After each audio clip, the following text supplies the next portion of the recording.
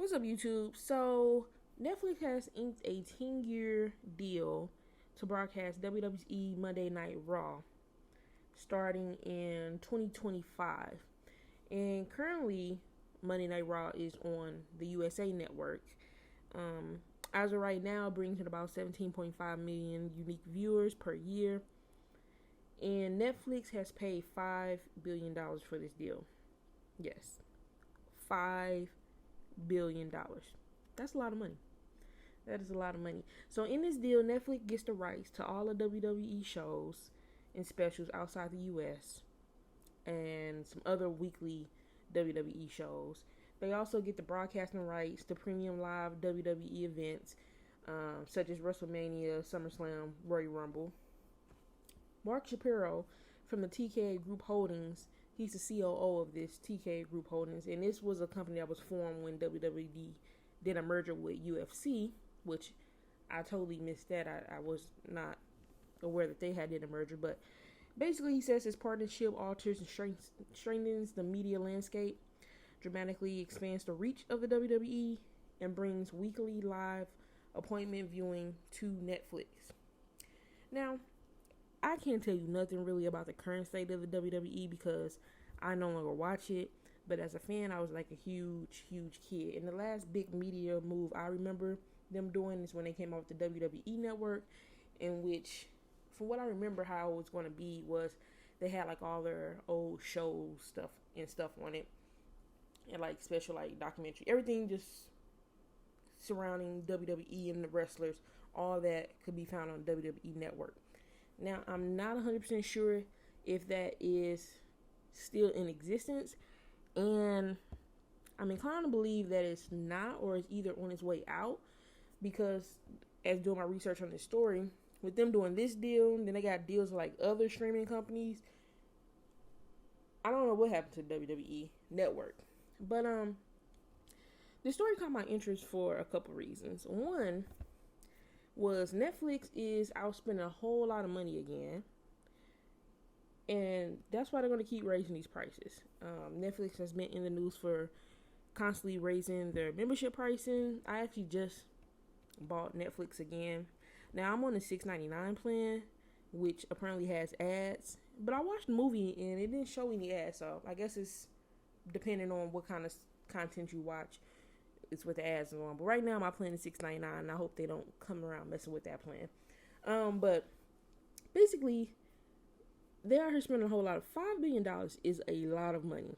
That is a lot of money. Now, that is over a 10-year period, but basically that breaks down to $500 million a year, and that is still a lot of money to try to make back. Like, in order to be profitable, they need to make over $500 million to be profitable for this deal.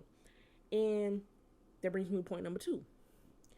I'm curious to know if this partnership will even actually be profitable for Netflix. And my gut is telling me that it won't be, for a couple of reasons. I think a lot of the current viewership for Monday Night Raw will not convert over to getting a Netflix membership.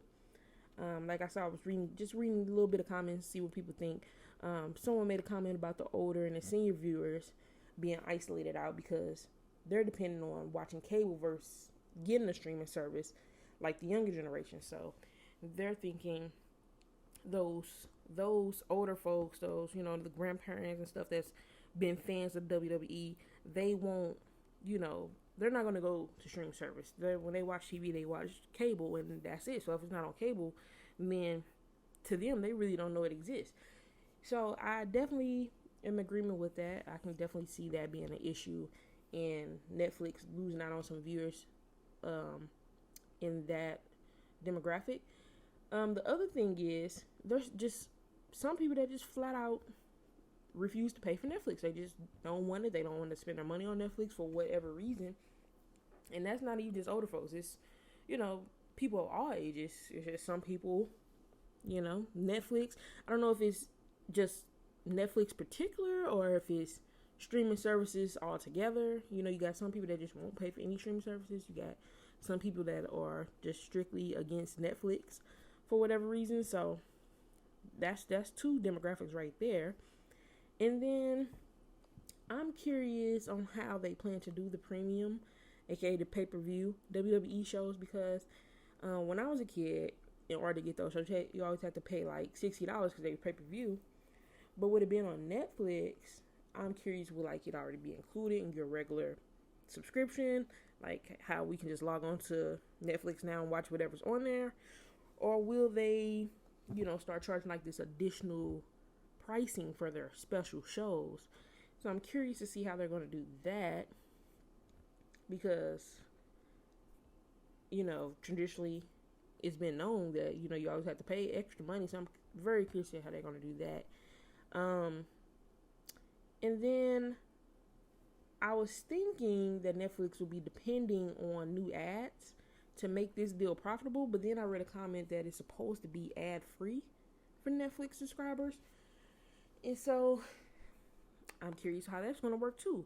I was sure that would change the format of how Monday Night Raw is if it's just a whole show with no commercials. They would definitely have to format that different. I would estimate that the show would be a lot shorter if they don't have any commercials and no ads. But I really can't see it being profitable without Netflix adding ads in there, because like I said earlier, you basically have to make $500 million per year just to cover this deal. If you didn't want to add ads into the show, you have to cover $500 million just to break even on just this WWE deal. And there's no way you can depend on adding new subscribers to cover all of that. Like, let's take their like $15 tier plan. You're gonna need like 3 million new subscribers just to cover the WWE deal, and then it's like, well, what about retention? What about retaining, the current viewers that you have over this span? So I'm not really sure how they plan to navigate that. That's what I'm curious about. Just reading in some comments of what the people were saying, it looks like people are saying that Hope is not interfering with whatever WWE got going on Peacock, which apparently they have a 5-year deal with them that they signed in 2021, so that deal will end in 2026. I'm not sure what kind of deal it is. I think I've read some comments that they might be doing some pay-per-view on the Peacock deal or something of that nature. So it sounds like that's where the pay-per-view events are at the moment. And then apparently WWE must also got some stuff going on over on Hulu, because I saw some commenters mentioning about Hulu. So WWE got a lot of stuff going on. Peacock, the Netflix deal, the Hulu, regular cable, they're a little bit all over the place. And then, like I said, I'm not sure if they still got their WWE network. So they're a little bit all over the place. They might want to, get that streamlined a little bit better for, their fans, their diehard fans. But I guess the fans been keeping up with it if they doing all these deals all over the place. But I did see some comments that had mentioned that this would make them want to keep their Netflix subscription. So, you're going to have WWE fans, like, they're loyal. It's like a dedicated fan base. Like I said, I was a fan when I was a kid, and then, as I got older, it just wasn't the same. It's definitely not as gruesome as it used to be, for sure. It used to be way more gruesome, and I don't think they do all that type of stuff and show all that type of blood on cable now, like they used to back when I looked at it in I think it was called the Attitude Era. So very, very different, totally different. But you still have some dedicated wrestling fans. They just dedicated. And so I do believe that, yeah, Netflix is going to get some subscribers from this because they're following the WWE. So they will, for sure, get a nice amount, a boost of subscribers. But it depends on how they show it.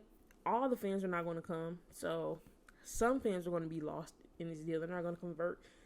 A lot of fans, they can definitely expect to get some new subscribers, but the potential is still being left out of there just because no one wants to deal with either streaming or, dealing with Netflix. Where the big win for this is going to be the global users, because I saw a lot of Canadians saying they're happy because then they won't have to pay for some service called Sportsnet that apparently they don't like.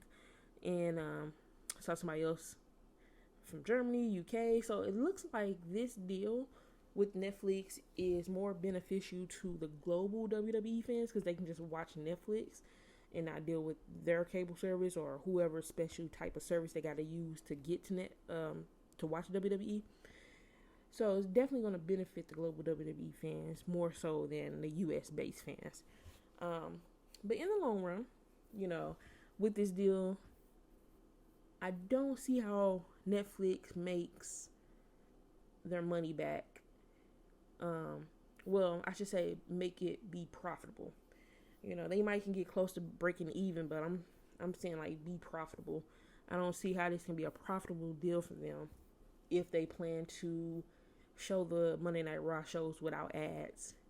I'm just not seeing how that's going to be profitable. If they plan to do that, I don't see how it's going to be profitable, and I don't see how it's going to be profitable if they don't make like a special tier plan or make current Netflix subscribers pay like an additional money for the pay-per-view events. Yeah, I'm not. If they don't do those two things, I'm not sure.